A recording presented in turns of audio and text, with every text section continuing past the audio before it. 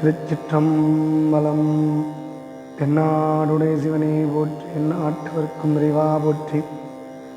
பொழியற்கோன் வெப்பொழித்த புகழியற்கோன் கடல் போற்றி. ஆழிமிசை கல்மிதப்பில் அணைந்த பிரான் அடி போற்றி. வாழித் திருநாவலூர் வந்தொண்டற்பதம் போற்றி.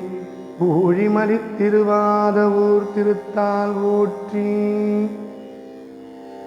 இறைவனின் திருவருளாலும் ஏனைய குருமார்களின் குருவருளாலும் இன்று சைவ சமயத்தை சிவபெருமானை முதன்முழக் கடவுளாக கொண்டு வழிபடுவர்கள் சிவன் அடியார்கள்.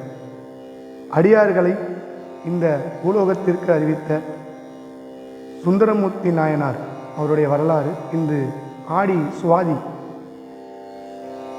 உங்களுக்கு அந்த வரலாறை தெரிவிப்பதில் மிக்க மகிழ்ச்சி கொள்கிறேன். யார் இந்த சுந்தரமூர்த்தி நாயனார்? சிவன் கோயில் போனீங்கன்னா 63 அடியார்கள் இருப்பாங்க. அடியார்களை வணங்காமல் ஆண்டவனை வணங்க முடியாது. எப்போவுமே குரு அருள் இல்லாமல் திருவருள் கிடைக்காது. அப்படி அடியார்கள், அந்த அடியார்களை பூலோகத்திற்கு தெரிவதற்காகவே இந்த சுந்தரமூர்த்தி நாயனாரை சிவபெருமான் அனுப்பிச்சார்னு வரலாறு. இந்த வரலாறுல கைலாயத்திலிருந்து வந்தவர். கைலாயத்தில் பல ரிஷிகள், முனிவர்கள், யோகிகள், பூதகணங்கள்லாம் கைலாயத்தில் இருக்காங்க. அப்படி அந்த கைலாயத்தில் சிவபெருமான் ஒரு நாள் தன்னை அழகுபடுத்திக் கொள்கிறார்.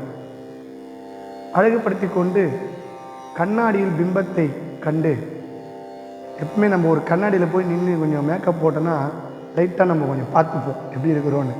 பெண்கள் அதிகமாக பார்ப்பாங்க, ஆண்களும் கொஞ்சம் பார்ப்போம், கொஞ்சம் சரியாக இருக்கா, சட்டை நல்லா போட்டிருக்கோமா. இப்போலாம் என்னென்ன ஓகே எல்லாம் வந்துச்சு, க்ரீம் அது இதுன்னு போடுறீங்க. அதுமாதிரி அந்த காலத்துலேயும் சந்தனம், பேழைகள் எல்லாம் உண்டு இல்லையா, எவ்வாறு வாசனை திரவியங்கள்லாம் கொண்டு இறைவனே கொஞ்சம் அழகுபடுத்தின்னு கண்ணாடியில் பார்க்குறேன். பார்த்த உடனே சுந்தரா வா அப்படின்னு சொன்ன உடனே, அந்த காலத்துலேயே குளோனிங்லாம் இப்போ நினச்சிட்டு இருக்கீங்க. பல நூற்றாண்டுக்கு முன்னாடி, 1000 வருஷத்துக்கு முன்னாடி குளோனிங் உருவாக்குனவர் நம்பால் தான். அப்படி வந்தவர் தான் அழகு. அழகுன்னா சுந்தரம்னு அர்த்தம். முருகருக்கு கூட சுந்தரன்னு ஒரு பேர், அழகு சுந்தரம், சுந்தரர். அப்படி வந்தவர்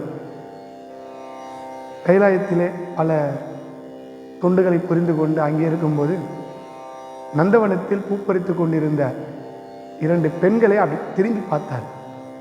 அவர் ஆசையாக பார்க்க அப்படி திரும்பி பார்த்தார். யார் 2 பெண் அழகாக இருக்காளேன்னு பார்த்துட்டு அவர் வேலையை பார்த்துட்டு நேராக உள்ளே போனார். சிவபெருமான் கூப்பிட்டார், சுந்தரா இங்கே வா. நந்தவனத்தில் என்ன பார்த்த? ஐயா நான் ஒன்றும் பார்க்கலைங்க ஐயா. இல்லை, நந்தவனத்தில் நீ என்ன பார்த்த? நான் பார்த்தேன். ஸோ நீ இச்சை அடைஞ்சிட்ட. அந்த 2 பேரை நீ பூலோகத்துக்கு போய் அந்த 2 பெண்களை திருமணம் செய்து கொண்டு மேலோகத்துக்கு வான்னு அனுப்பிச்சிட்டார். அவர் எவ்வளோ மன்றாடினார், மன்னிச்சிடுங்க தெரியாமல். இங்கே கைலாயத்தில் காமத்துக்கு இடம் கிடையாது. ஒரு நொடி பொழுது கூட நீங்கள் காமத்துக்கு ஆளாகக்கூடாது. ஏன்னா காமனை எரித்தவன். அப்படி இருக்கும்போது சுந்தரரை மன்னிக்கலை. பூலோகத்துக்கு கைலாயத்தில் தப்பு பண்ணால் பிறப்பு. சிவனோட ஒரே வேலை பிறப்பு அறுக்கணும்னா அவன்கிட்ட நம்ம சரணடைவோம். பிறவி பயனை அடைஞ்சே ஆகும். அப்படி நீங்கள் அவர்கிட்ட சேர்ந்துட்டிங்கன்னா இந்த அடியார்கள் மாதிரி அதுக்கப்புறம் உங்களுக்கு பிறவி கிடையாது, முக்தி. என்ன சாமி சிவபெருமானை கும்பிட்டா ஒரே கஷ்டமாக வருது நல்லா சொல்லுவான். எந்த சுவாமி கும்பிட்டாலும் கஷ்டம் வரும். கஷ்டம் வர்றதே உங்களை அவர் மேன்மைப்படுத்துகிறார். கிட்ட நீங்கள் போக போக போக கஷ்டம் அதிகமாகும். நம்மளை மாதிரி அடியார்களுக்கு வராத கஷ்டமா, ரமணருக்கு வராத கஷ்டமா? அடியார்கள் கதையை ஒன்று நீங்கள் கேட்டிங்கன்னா நம்மளாம் ஒன்றுமே கிடையாது. நம்மளே கஷ்டம் நினச்சிக்கிறோம். இதை பண கஷ்டம், குழந்தை இல்லை, வீட்டில் பெற்றவங்க கஷ்டம், பொண்டாட்டி கஷ்டம், புருஷன் கஷ்டம், பிள்ளைங்களால கஷ்டம். இதெல்லாம் கஷ்டம் கிடையாது. இதெல்லாம் நீங்கள் வாங்கிட்டு வந்த கர்மா. சுந்தரமூர்த்தி நாயன்மார் கீழே என்ன கஷ்டப்பட்டார்னு நான் உங்களுக்கு சொல்கிறேன். அதுக்கப்புறம் நம்மளதெல்லாம் கஷ்டமானு நீங்கள் பாருங்கள். கீழே வந்தார். ஒரு தேவலோகத்திலேருந்து ஒரு பிறப்பு கீழே எடுக்கணும்னா யார் வயிற்றில் பிறக்கணும், அது ஒரு முடிவு பண்ணணும் இல்லைங்களா? சடையனார் ஒரு நல்ல தொண்டு புரிந்த ஒரு சிவனடியார். அவரும் சடையனார் இசை ஞானியார்னு ஒரு அம்மா. இவங்க 2 பேருமே சிவனுக்காகவே தொண்டு புரிஞ்சவங்க. அவங்க வயிற்றில் பிறக்கிறார். ஒரு ஆன்மா உரு எடுக்கணும்னா எந்த வயிற்றில் பிறக்கணும்னு ஆண்டவன் முடிவு பண்ணணும். ஒரு ஆன்மாவுக்கு 15 நாள், ஒரு உடலை விட்டு ஒரு உயிர் போனால் 15 நாள் அடுத்து அந்த ஆன்மா பிறப்பு எடுத்தே ஆகணும். முக்தி பெறணும்னா கைலாயம் போயிடலாம், எல்லாருக்கும் முக்தி கிடைக்காது. அதுக்கெல்லாம் நம்மலாம் 1% கூட இன்னும் வரல. அப்படி அவர் கைலாயத்திலிருந்து இங்கே வந்து இசைஞானியார் சடையனாருக்கு மகனாக பிறந்து திருவெண்ணை நல்லூர் அந்த ஊரில் அவர் பிறக்கிறார்.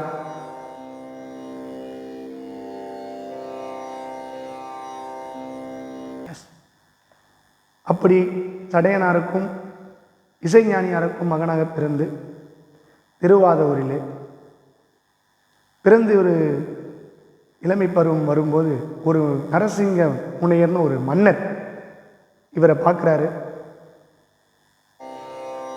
சிறு வயதிலேயே மிக்க ஞானம் பெற்ற சுந்தரமூர்த்தி நாயனார் இவர் ஒரு அரசராக வளரணும்னு ஆசைப்படுறாரு. இவங்க 2 பேர்கிட்ட கேட்குறாரு. ஏன்னா இவங்க கோயிலில் தொண்டு பண்ணுறவங்க தான்.